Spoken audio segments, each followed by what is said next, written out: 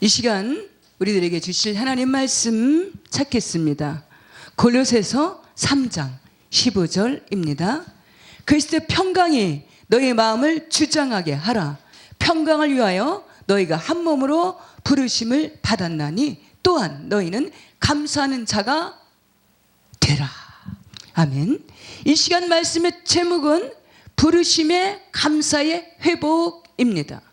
인간 세계에서 이 세상에 용어가 아닌 하나님 나라 용어가 있는데 그것을 몇몇 가지를 살펴보면 그 첫 번째가 우리 사람의 힘으로 능으로 지혜로 행할 수 없는 거룩, 겸손, 사랑, 감사의 용어로 살펴볼 수가 있습니다. 어느새 추수감사절기입니다. 먼저 이 추수감사절기의 의미와 의례를 살펴보면 추수감사절의 성경적 근거는 맥주절에 이어 가을의 추수를 기념하는 구약의 수장절의 근거로 하고 있습니다. 직접적인 근거로는 미국 청교도들이 그들의 신앙으로부터 추수감사절의 유래가 시작이 되었습니다. 영국의 황제 헨리 8세가 기독교를 향해서 심한 박해를 해서 하나님을 신앙하던 청교도들이 그 신앙의 자유를 찾아서 대서양을 건너서 아메리카 대륙으로 향하게 되었고 마침내 1620년 11월에 매서추세츠 근방의 해변가에 무사히 도착하게 되었습니다.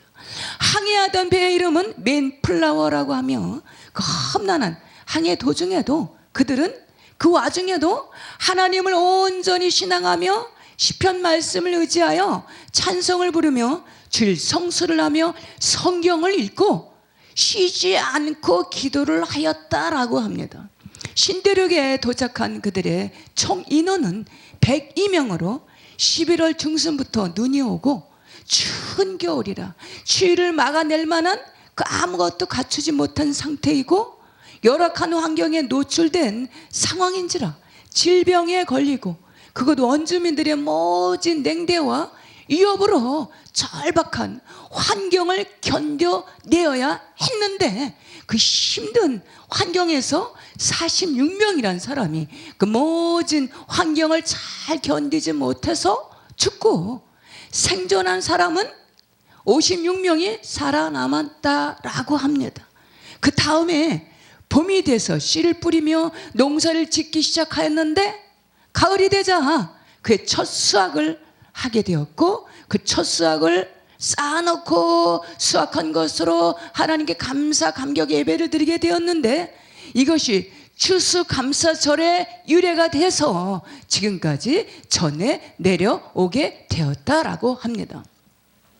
그곳에서 점점 안정이 되자 그들은 먼저 예배를 드리고 그 다음엔 교회를 짓고 그 다음엔 학교를 짓고 마지막으로 자신들의 집을 지었다라고 합니다.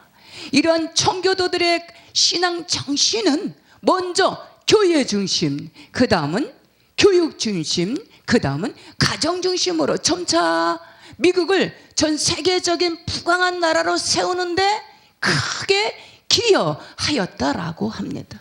인간의 모든 삶의 중심을 하나님 말씀이 그 기초가 되기를, 그 중심이 되기를, 하나님께서 삶의 중심이 되기를 바라는 그들의 의식은 미국 나라 국교를 기독교로 세워지는 크나큰 역사를 이루어낸 것을 볼 수가 있습니다. 우리들의 인생이 이 험난한 광야 같은 인생을 살아가는데 그 모든 중심에 이 세상에 그 어떤 재물 보다가 어떤 지식 보다가 어떤 상대를 향하여 목적과 목표를 두기 보다가 성경 하나님 말씀을 최우선순위로 두고 하나님을 중심에 둔다면 그의 삶에 그런 인생의 앞날에는 반드시 하나님께서 임마누엘과 함께 하셔서 도우시고 지켜주시고 함께 하심으로 승리의 삶이 보장되는 줄 믿습니다. 골로새서 3장 17절 말씀에 무엇을 하든지 말에나 이래나 다 주 예수의 이름으로 하고 그를 힘입어 하나님 아버지께 감사하라. 사무엘상 17장 말씀에 다윗이 블레셋 사람에게 이르되 너는 칼과 창과 단창으로 내게 나아오거니와 나는 만군의 여호와 이름으로 이름 곧 내가 모욕하는 이스라엘 군대의 하나님의 이름으로 내게 나아가노라. 하나님을 앞세우고 하나님이 중심이 삶의 중심이 되고 그리스도 주 예수의 이름으로 나가시는 우리 모든 심령들 되셔서 힘들고 어려운 이 불투명한 이 시대치 말에 영적인 승리가 보장되시는 하나님의 자녀의 특권, 하나님 자녀의 권세를 누리시는 저 우리 모두가 다 되시기를 축복합니다. 본문 말씀 3장 15절에 그리스도의 평강이 너희의 마음을 주장하게 하라. 너희는 평강을 위하여 한 몸으로 부르심을 받았나니 너희는 또한 감사하는 자가 되라. 이 시간 말씀의 제목은 부르심의 감사의 회복입니다. 평강을 위하여 너희가 한 몸으로 부르심을 받았나니, 부르심을 받았다라는 의미는 선택을 받았다라는 의미입니다. 불순종의 아들들 가운데서 역사하는 세상 헛된 허망한 것을 쫓는 마귀의 자녀가 아닌 하나님의 자녀로 저 천국에 들어갈 백성들로 거룩히 구별돼서 여호와 하나님을 찬송하는 친백성으로 부르신 것을 받은 매 진심으로 감사해야 되는 줄 믿습니다. 시편 89편 말씀에 여호와를 영원히 찬송할지어다. 베드로전서 2장 말씀에 그러나 너희는 택하신 족속이요 왕같은 제사장들이요 거룩한 나라요 그의 소유가 된 백성이니 이는 너희를 어두운 데서 불러내어 그의 기이한 빛에 들어가게 하신 이의 아름다운 덕을 선포하게 하려 하심이라.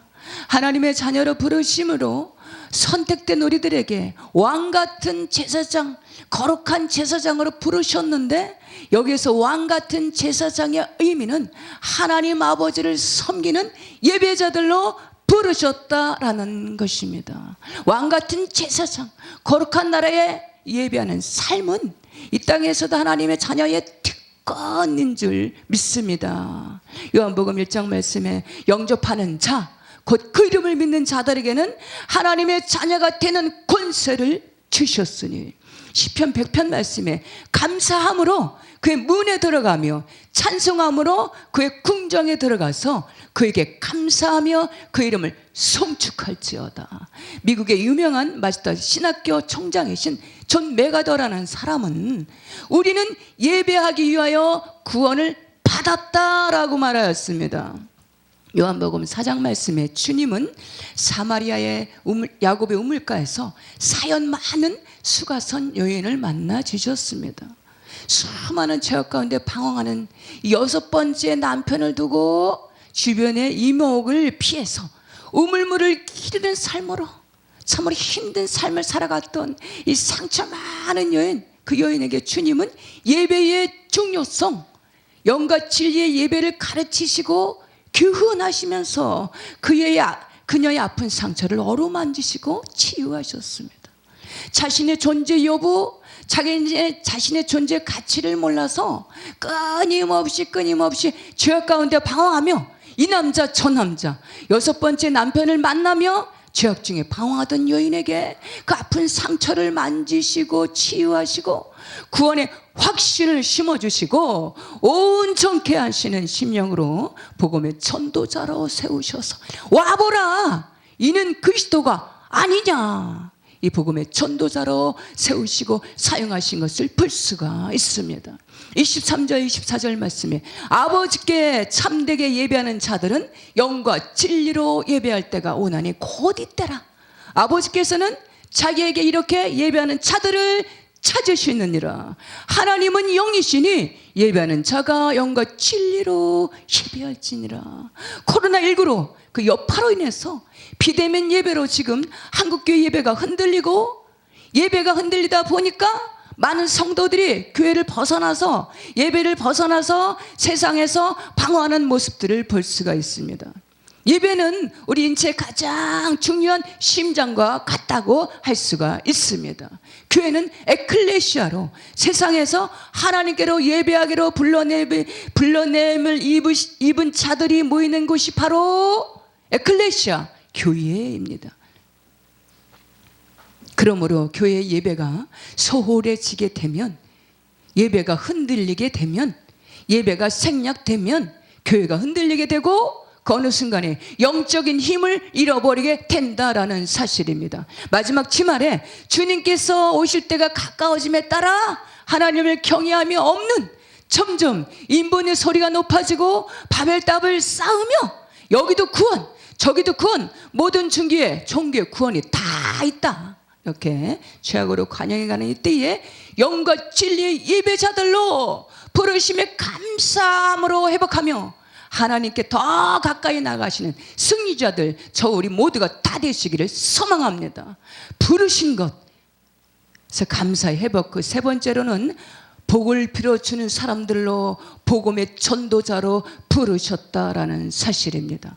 세상에서 가장 값지고 보람있고 가치있고 의미 있는 것은 복음을 전도하는 일인 줄 믿습니다. 생명의 복음을 전파하는 일인 줄 믿습니다. 여호와께 감사 찬송하는 심령들로 예배하는 삶인 줄 믿습니다. 쉬지 않고 기도하는 섬인 줄 믿습니다. 아멘.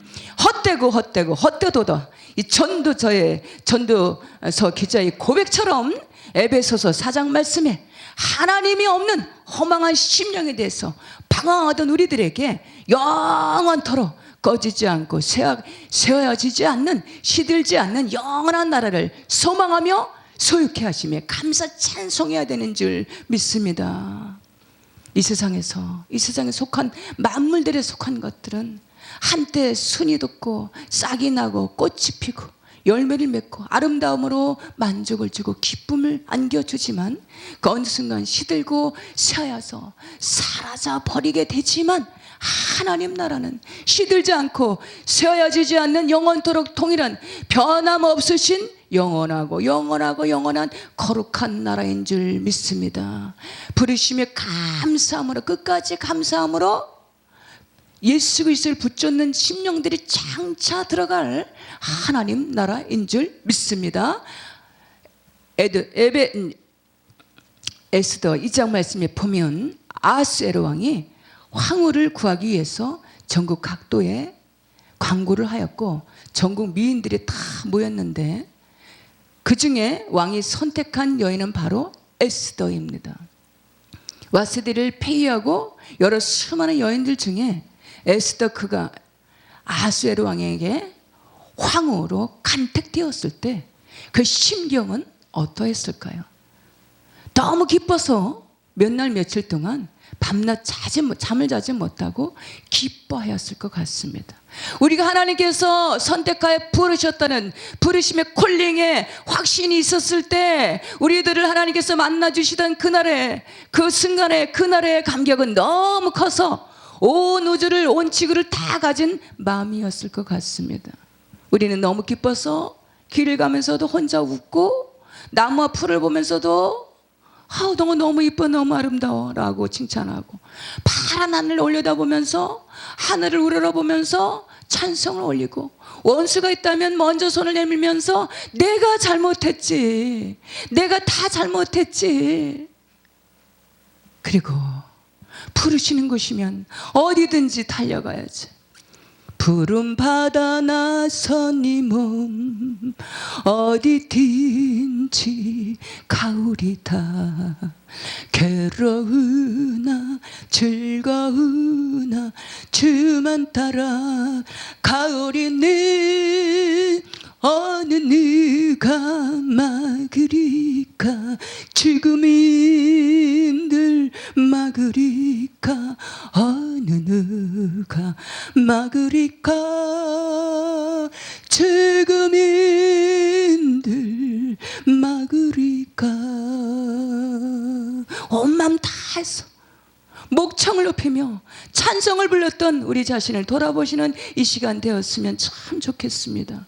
그리고 부르심에 감사로 회복하시는, 다시금 부르심에 확신하시는 저 우리 모두가 다 되시기를 소망합니다. 우리들의 삶에 변함없이 늘 함께 하시는 임마누엘로 하시나며 감사하시기 바랍니다. 추수감사절기에 지금 여기까지 부족함이 없도록 돌봐주시고 필요한 것들을 공급하여 주신 하나님 아버지께 감사 찬송을 올리시기 바랍니다. 태양이 떨어오면 칠흑 같은 온누리가 밝게 환하게 하며 어두움이 물러갑니다.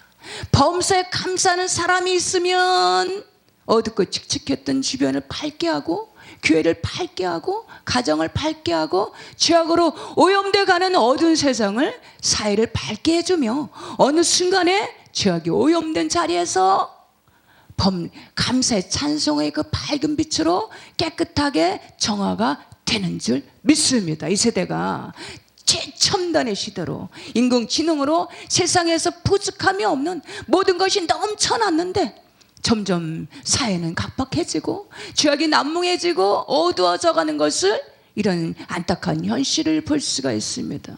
왜 그런 현상들이 나타나는가? 그것은 여러 가지 요인들이 있겠지만 그것은 감사를 잃어가기 때문에 감사가 쇠퇴해져 가고 있기 때문입니다.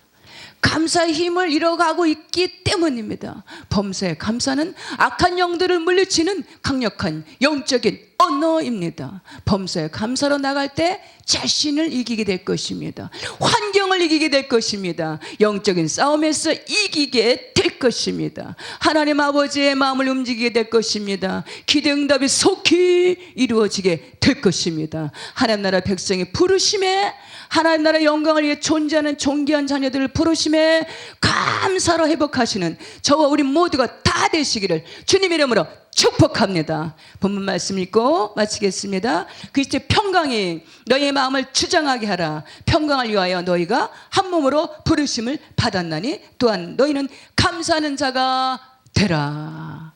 아멘.